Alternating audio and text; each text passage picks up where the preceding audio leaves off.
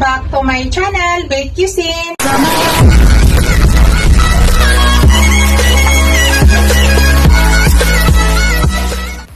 Hello guys, today's video guys, magluluto tayo ng adobong pusit, lumot. Yan na po yung aking pusit guys. Nalinis ko na po yan, na-slice ko na, nalinis. Yan po yung tinta guys, yan. Egg yan at saka tinta ng pusit or ata. Isasama ko yan guys ha, kasi yan ay nakakapagdagdag ng aroma at matamis. Matamis kasi yan guys, gusto ko yan na pero it's up to you kung ayaw nyo isama yung tinta. So maglalagay ako ng garlic at saka onion guys, tapos may kasamang ginger. Nakakaiba to guys yung adobong pusit ko ngayon kasi lalagyan ko siya ng ginger. So let's go guys, pero it's up to you guys ha, kung maglagay rin kayo ng ginger, yan ay optional lang. Pakita ko mamaya sa inyo guys yung ibang ingredients na aking ilalagay dito sa aking adobong pusit. Let's go! Hello guys, mag-start na po tayo magluto. Maglagay na ako ng oil guys.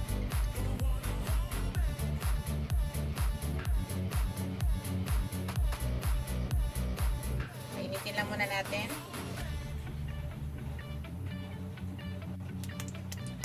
Ilagay na natin yung ginger natin guys. Unahin natin yung ginger para umagas talaga yung lasa ng ginger.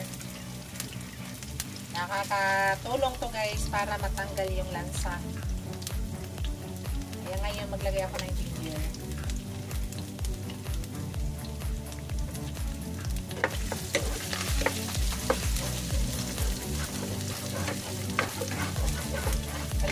Palagasin muna natin yung aroma ng ating ginger.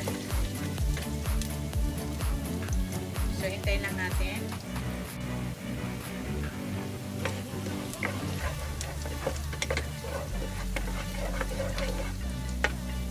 Bago guys, tapos ilagay na natin yung ating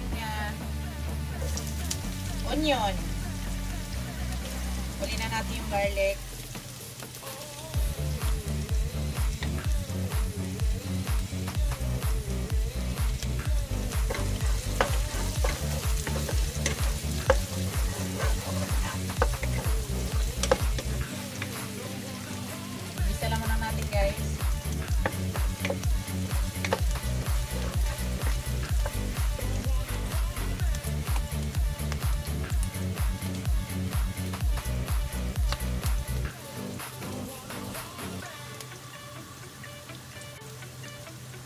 Sunodin natin yung ating garlic.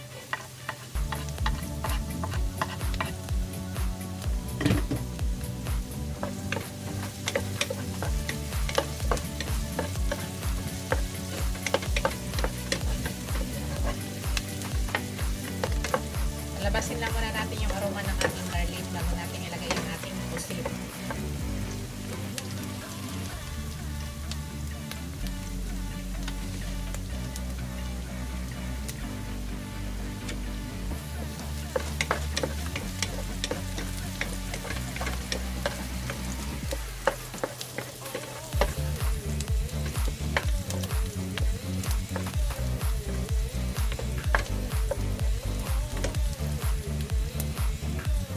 Ilagay na natin yung ating pusit guys. Yung kanyang tinta at saka yung egg niya lumaya na.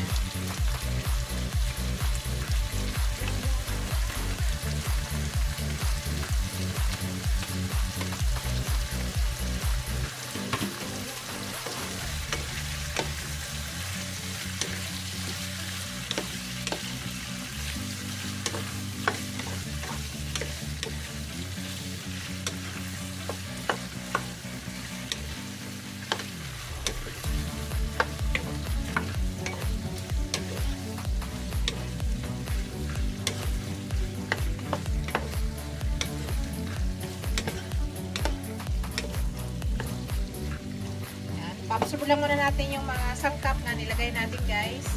Wait lang muna natin. Naglagay ako ng laurel guys. Dahil adobo ko yung ating Tapos instead ilagay natin yung paminta, crack na paminta ilagay natin para mag-absorb agad.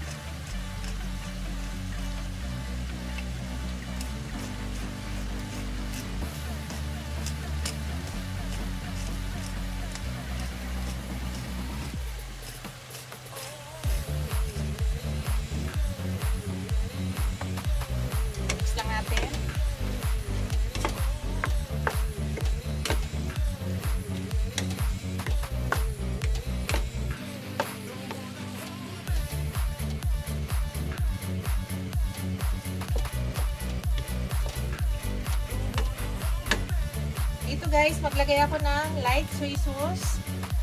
Yan po yung ating nilagay, light soy sauce.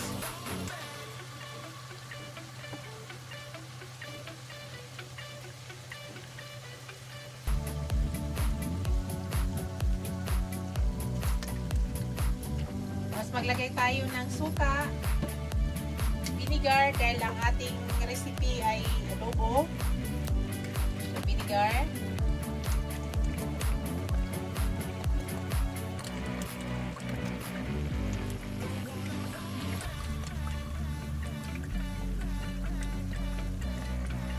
Kaya muna natin yan guys. Huwag lang muna takpan at huwag muna i-mix. Naglalagay tayo ng suka. Pwede na natin i-mix guys.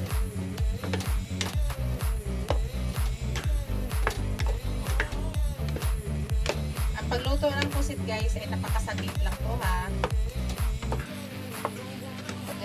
Huwag tagalan para hindi maging makunat. Diyan guys, ilagay ko na yung aking tinta or ata at saka yung kanyang egg.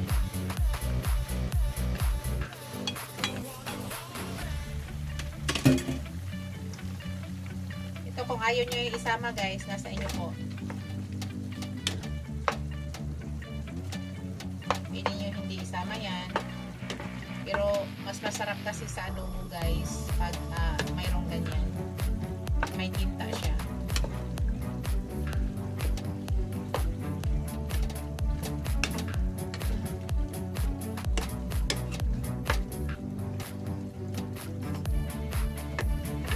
Tapos maglagay ako guys ng sugar para maging balance yung kanyang lasa.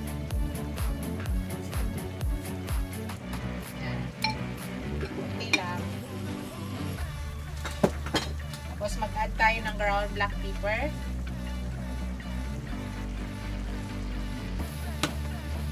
Mix natin.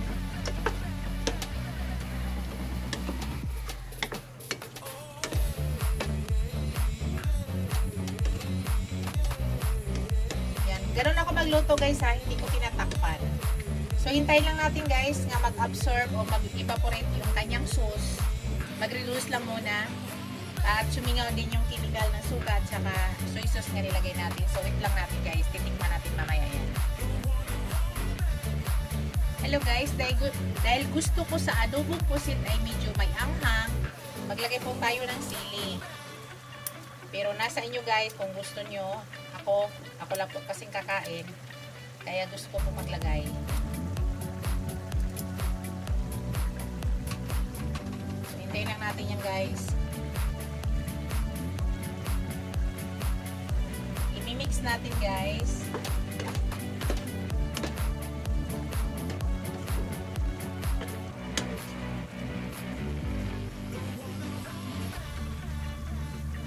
Ito ko muna guys ha. Natin kung tama na sa lasa.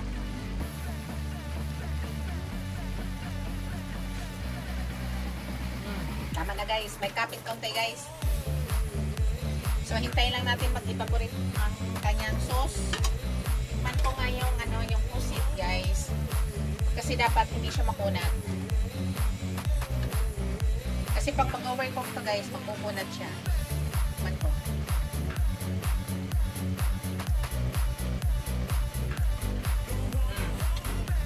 Konti na lang guys. Malapit na tayo.